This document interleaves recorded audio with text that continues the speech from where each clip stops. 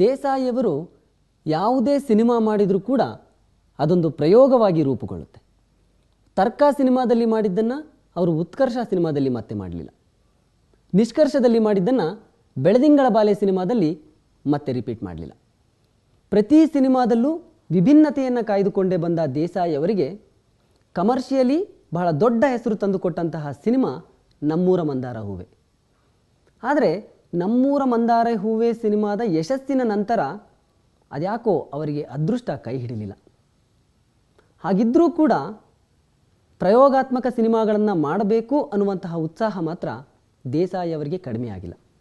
ಹೀಗಾಗಿ ಮತ್ತೊಂದು ಪ್ರಯೋಗಾತ್ಮಕ ಸಿನಿಮಾದ ಮೂಲಕವೇ ಅವರು ಚಿತ್ರರಂಗಕ್ಕೆ ಮರಳುತ್ತಿದ್ದಾರೆ.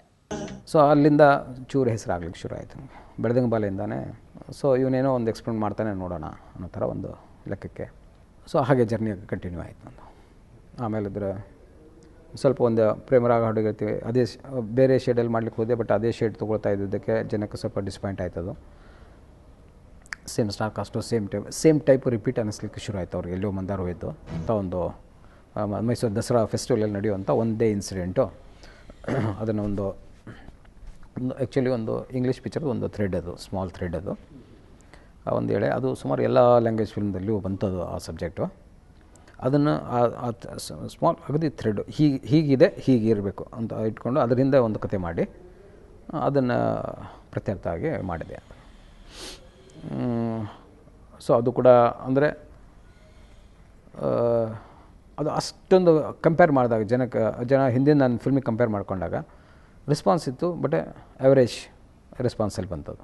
ಪ್ರತ್ಯರ್ಥ ಸಿನಿಮಾದ ನಂತರ ದೇಸಾಯಿಗೆ ಅದ್ಯಾಕೋ ಅದೃಷ್ಟ ಕೈಕೊಡ್ತು.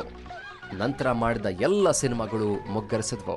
ಹಿಂದೂಸ್ತಾನಿ ಮತ್ತು ಒಂದು ವೆಸ್ಟರ್ನ್ ಒಂದು ಮ್ಯೂಸಿಕಲ್ ಇದರಲ್ಲೇ ಬೇಸಲ್ಲಿ ಒಂದು ಫಿಲ್ಮ್ ಮಾಡೋಣ ಅಂತ ತಿಳ್ಕೊಂಬಿಟ್ಟು ಅದು ಶುರು ಮಾಡಿದೆ.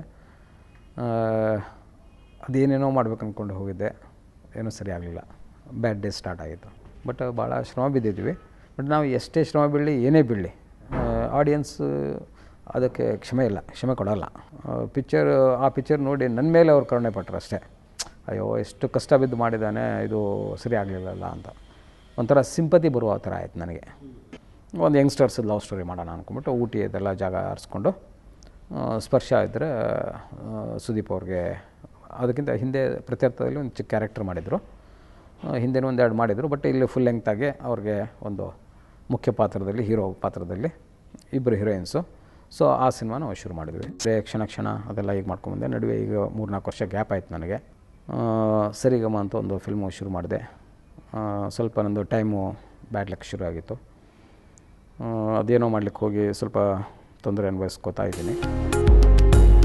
ಸಿನಿಮಾ ಸೋರ್ಲಿ ಅಥವಾ ಗೆಲ್ಲಿ ದೇಸಾಯಿಯವರಿಗೆ ಅವರದ್ದೇ ಆದ ಇಮೇಜ್ ಇದೆ. ಹೀಗಾಗಿ ದೇಸಾಯಿ ಸಿನಿಮಾ ಮಾಡ್ತಾರೆ ಎಂದಾಗ ಸಿನಿಮಾ ರಂಗದಲ್ಲಿ ಭಾರಿ ಸುದ್ದಿ ಆಗುತ್ತೆ. ಅದೇ ಹುರುಪಲ್ಲಿ ಮತ್ತೆ ತಂದಾನಾನ ಎಂಬ ಸಿನಿಮಾ ಮಾಡ್ತಾ ಇದ್ದಾರೆ ದೇಸಾಯಿ. ಸೊ ಹೀಗೆ ಮತ್ತೆ ಇದು ಎಕ್ಸ್ಪೆರಿಮೆಂಟೇ ಇದೆ ನಮಗೆ.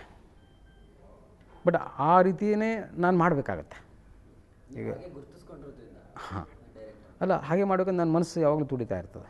ರೆಗ್ಯುಲರ್ ಏನು ಮಾಡ್ಕೊಂಡು ಹೋಗ್ತೀಯ ನೀನು, ಏನಾರು ಮಾಡೋ, ಇದು ಈ ಥರದೊಂದು ಮಾಡೋ, ಆ ಥರದೊಂದು ಮಾಡೋ. ಇದಾಕೊಂಡು ಇನ್ನೊಂದು ಸಸ್ಪೆನ್ಸ್ಲೇ ಮತ್ತೆ ಈಗ ತೊಗೊಂಡಿದ್ದೀನಿ ಕಾಮಿಡಿ ಆದ ಬೆಳಕೆ. ಈಗ ನಮಗೆ ಅದು ಗ್ಯಾಪ್ ಆಯ್ತಲ್ಲಿ, ಸರಿಗಮದಿಂದ ಗ್ಯಾಪ್ ಆಯಿತು. ಮಾನಸಿಕವಾಗಿ ಒಂದು ಇದರಲ್ಲಿ ಸ್ವಲ್ಪ ಭಾಳ ತೊಳಲ ಆಯಿತು. 3 ವರ್ಷ ಏನೂ ಮಾಡಲಿಕ್ಕಾಗಲಿಲ್ಲ. ಅದ್ರ ಹಿಂದೆ 2 ಫಿಲ್ಮು ನಮಗೆ ಸರಿ ಆಗಲಿಲ್ಲ. ನನಗೆ ಕ್ಷಣವೂ ಅಷ್ಟು ಸರಿ ಆಗಲಿಲ್ಲ, ಇದಾಗಲಿಲ್ಲ. ಅದು ಸ್ವಲ್ಪ ಬೇಜಾರು ಇದಾಯಿತು. ಆಮೇಲೆ ಇಂಪಾರ್ಟೆಂಟ್ ಪೀರಿಯಡ್ ನನ್ನ ಲೈಫಲ್ಲಿ, ಇದು ಇಂಪಾರ್ಟೆಂಟ್ ಪೀರಿಯಡ್, ಈ 7-8 ವರ್ಷದ ಪೀರಿಯಡ್ ಇವಾಗ ಏನಾಯಿತು, ಗ್ಯಾಪ್ ಆಯಿತು. ಅಂದರೆ ಒಳ್ಳೆ ಸಬ್ಜೆಕ್ಟು ಒಂದು ಬಂದು ನಿಂತ್ಕೊಂಡು ಇದು ಮಾಡುವಂಥದ್ದು ಆಗಲಿಲ್ಲ.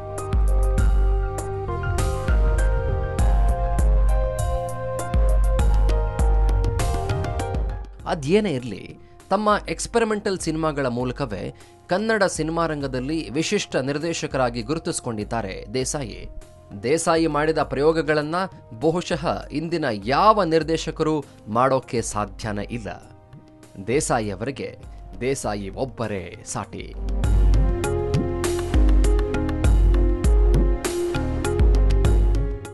ಇದು ಇವತ್ತಿನ ಗೊಂಬೆ ಆಡಿಸುವವನ ಕತೆ.